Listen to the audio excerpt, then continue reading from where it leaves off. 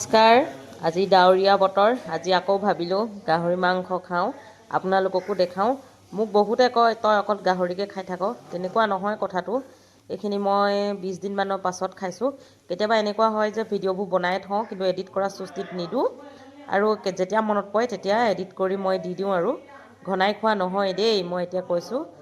গাহৰি মাংসখিনি চেহেৰাটো ইমান এটা ভাল নহয়, সেইকাৰণে মিঠাতেল দি সিজাবলগীয়া হ'ল। আৰু তেল মছলা দি সিজালে মানে খাবলৈ বেয়া হয়, মই বেয়া পাওঁ এইবোৰ মছলা চছলা দি, হ'লেও মই মিঠাতেল দি দিছোঁ।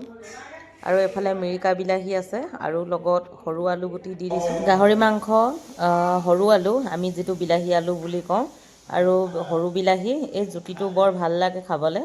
শুকান ফ্ৰাই হ'ব লাগে। লোভিয়া মুখখন সামৰিবই নোৱাৰি নহয়, ডায়েটিং কৰোঁ বুলি ভাবিও আকৌ মতি হৈ গৈছোঁ। একেবাৰে শেষত শুকান খৰিচা দিছোঁ।